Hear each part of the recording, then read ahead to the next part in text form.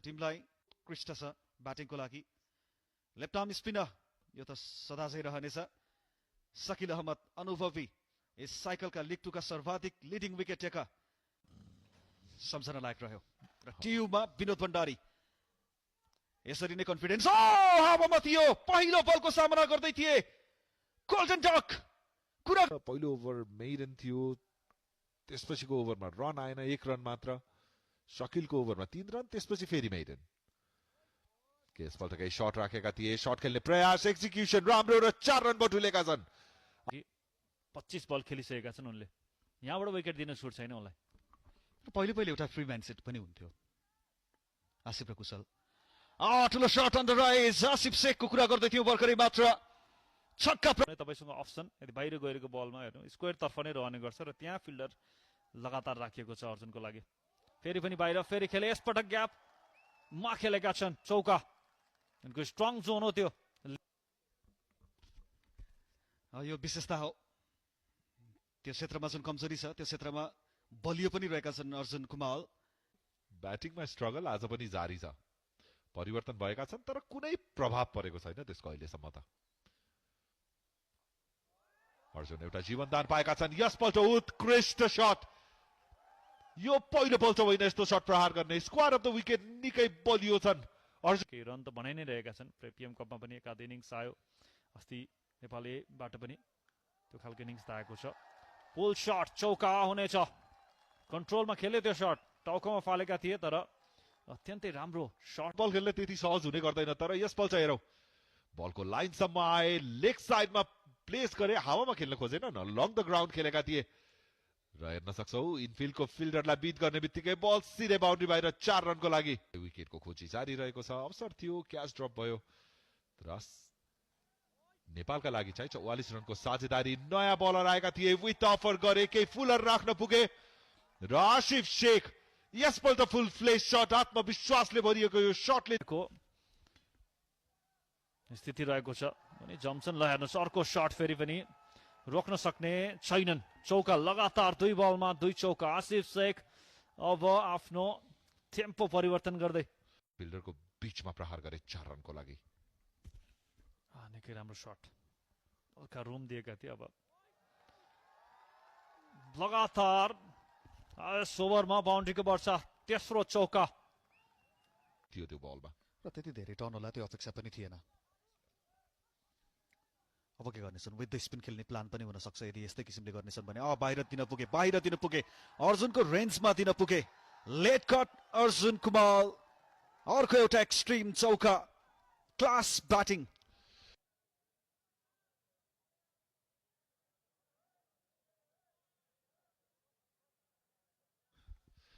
खान तेस्रो ओभर यसपल्ट लेग साइडमा खेलिदिए आसिफले र बटुलेका छन् चौका यति बेला नेपाल 4 रनमा डिल गरिरहेको छ बाउन्ड्रीमा डिल गरिरहेको छ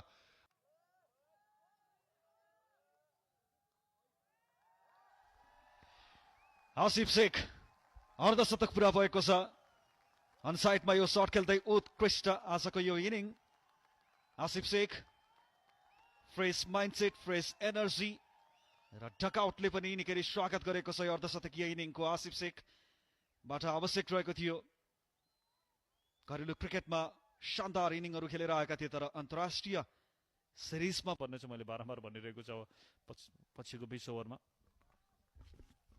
अब त अलिकति आक्रामक क्रिकेट खेल्नको लागि त्यो प्लेटफर्म त सेट गरेको छ नेपालले आसिफले अब अलिकति हात खोलेर खेल्नुपर्छ सम्भवतः र खोलिदी पनि दिएका छन् हावामा र बाहिर गएको छ शट बल रहेको थियो कति चाँडै ब्याकफुटमा गएर एउटा खुट्टामा उभिएर शट प्रहार गरे नेपाली टिम डगआउट आज ढुक्क छ विनोद भण्डारी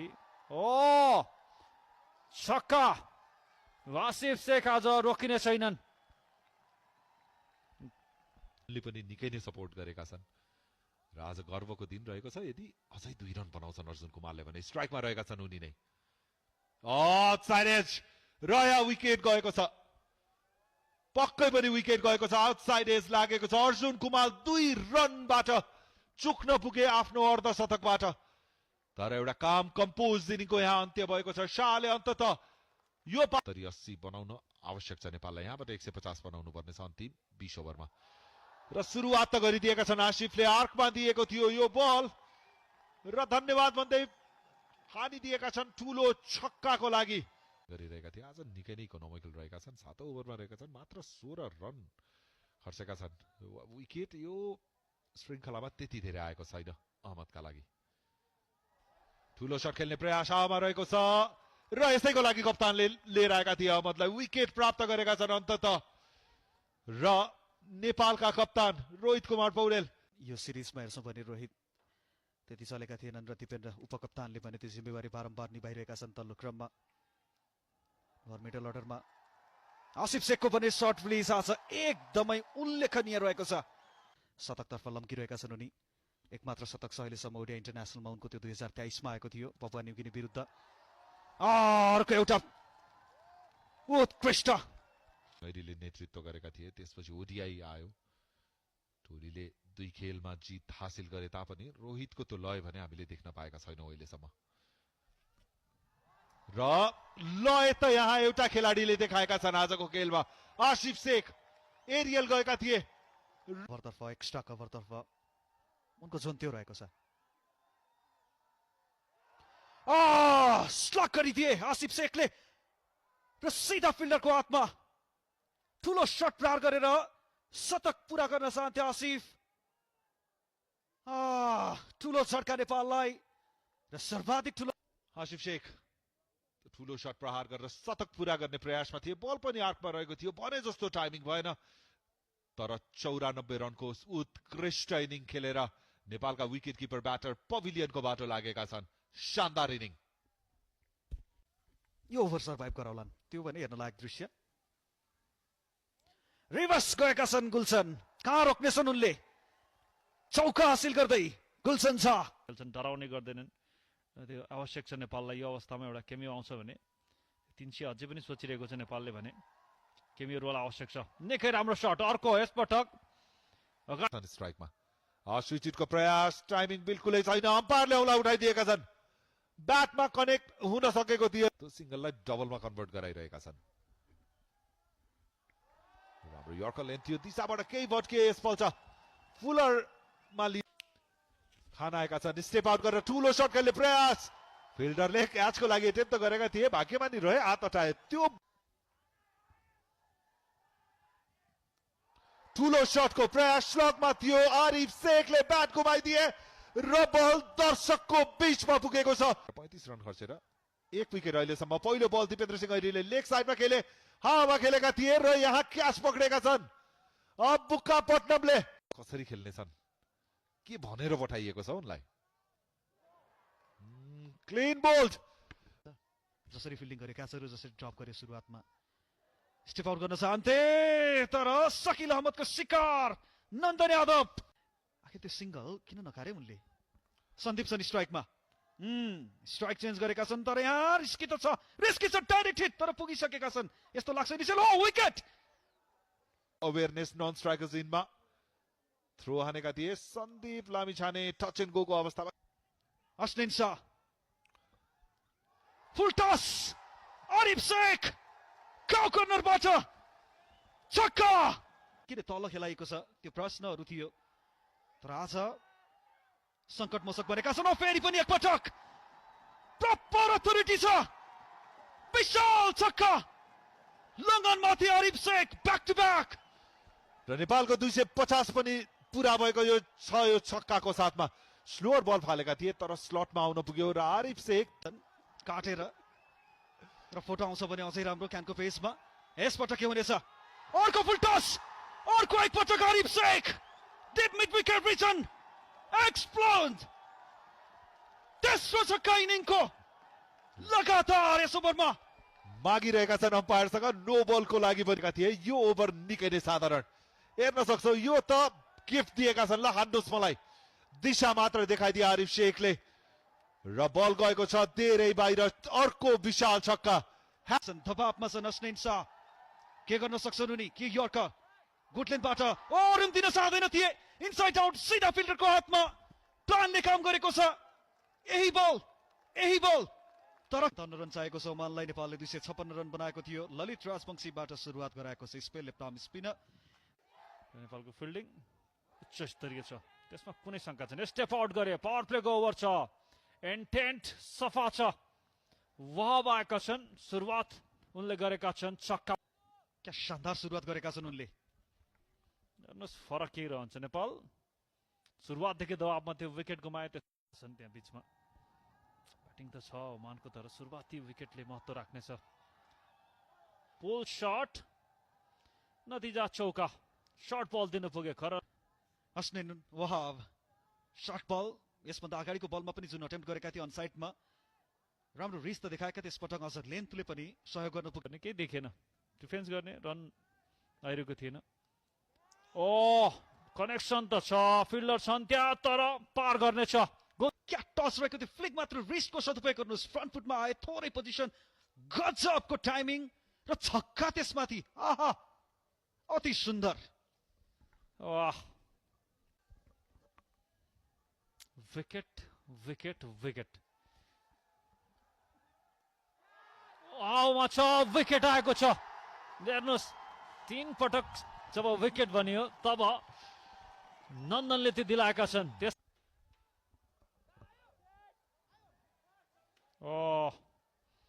चौकाको साथ सुरुवात ओभरको। भन्दा त्यति ठुलो लक्ष्य चाहिँ नेपालले पस्केको छैन।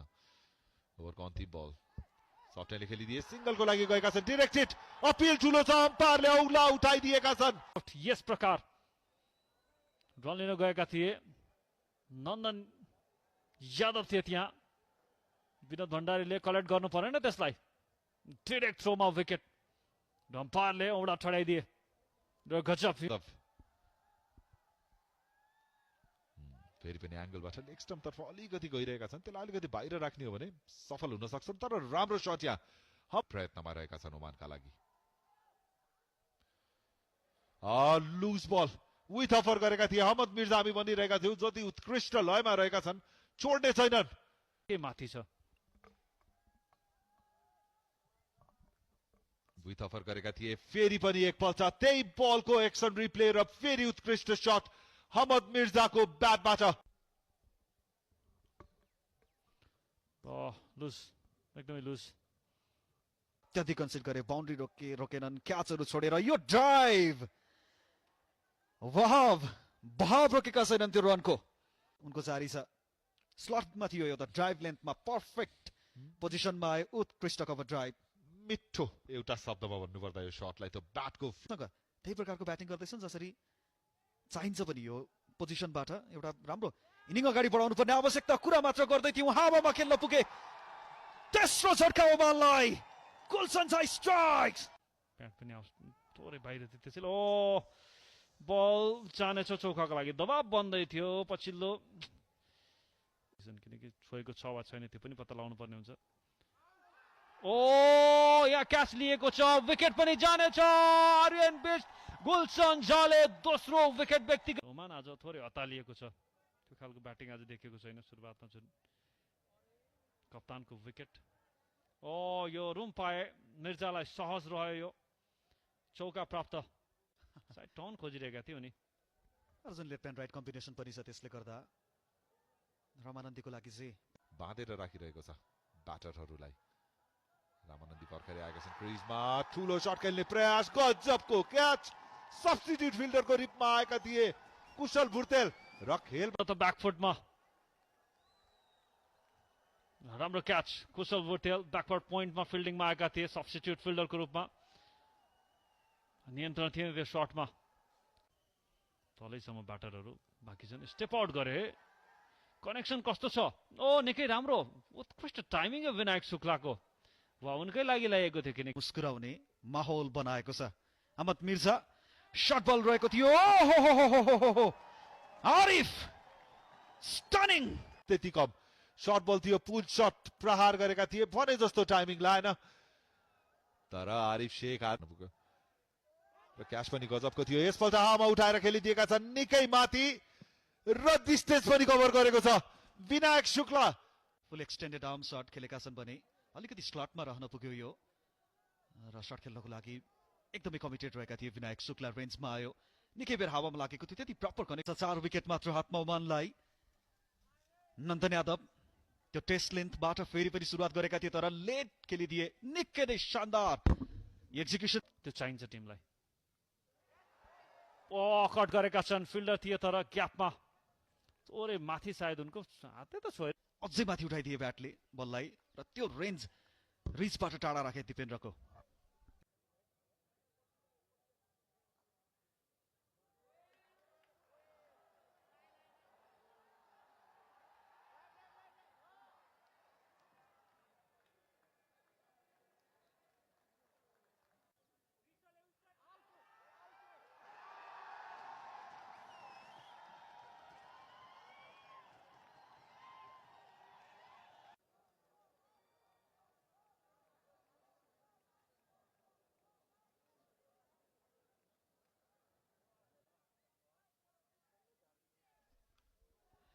गुलशन शाह आएका छन् यस ओभरमा पनि। विनायक शुक्ला लगनतर्फ यो चौका थोरै शट प्राप्त गर्न पुग्यो अहिले।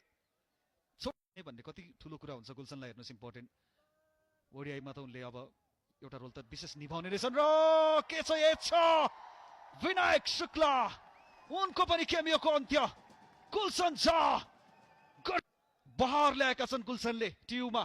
यस्तै प्रकारको बाउन्सर हो, भिन्टेज याद आयो मलाई जब उनको डेब्यू भएको थियो डोमेस्टिक क्रिकेटमा।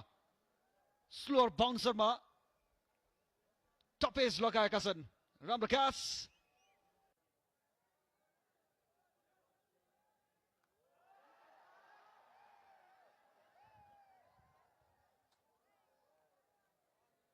बनाएको छ शाहको ब्याटबाट। उत्कृष्ट 6 रन यो हेर्न सक्छौ, कन्ट्रोलमा हानिएको शट। बाउन्सर थियो, सर्ट अफ गुड लेन्थको प्रयोग प्रयास भरपुर गर्नेछ ओमानले। ओ अर्को बल पनि गएको छ बाउन्ड्री लाइनबाट बाहिर, छक्का।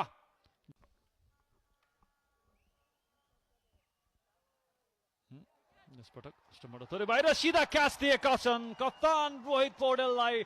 दुईवटा छक्का पछि डट र त्यसपछि गुलशनलाई 5औं विकेट। हल फाइफर भन्ने गरिन्छ क्रिकेटमा। रहस्यदेन साउनको 5औं शिकार रहेका थिए। एउटा साधारण क्याच दिए, त्यहाँ मिड अफमा फिल्डिङ गरिरहेका थिए कप्तान स्वयं रोहित कुमार पौडेल। उनले कुनै गल्ती गरेनन् र तारिफ गर्नुपर्ने हुन्छ। त्यहाँ टियुको पिचलाई नतमस्तक भएर धन्यवाद दिँदैछन् गुलशन कुमार शाह। फेरि पनि यसपल्ट करेक्सन रहेको छ, सिधा प्रहार गरिदिए र प्राप्त गर्नेछन् 4 रन। अन्त्यमा कन्सोलेसन सिधा खेले। यो शट पनि कनेक्सन त गजबको छ, उचाइ त लिएको छ, दूरी पनि थोरै पछाडि। ब्याटिङ चाहिँ तै पनि आज 259 चेज गर्नलाई। ओ प्रयास त हेर्नुहोस् भरपुर थियो टाइगर। 2 बल बाँकी। फेरि पनि फ्लाइट, फेरि पनि क्रस द लाइन आएर खेले, हावामा रहेको छ। यसपल्ट अवसर बनेको छ र क्याच पनि लिएका छन् दिपेन्द्र सिंह ऐरीले। र यस प्रकारले अल आउट भएको छ ओमान 175 रनमा। क्रिकेट वर्ल्ड कप लिग 2 को 11 नम्बरसम्म पनि यो प्रकारले ब्याटिङ गर्न सक्ने सामर्थ्य राख्छन्।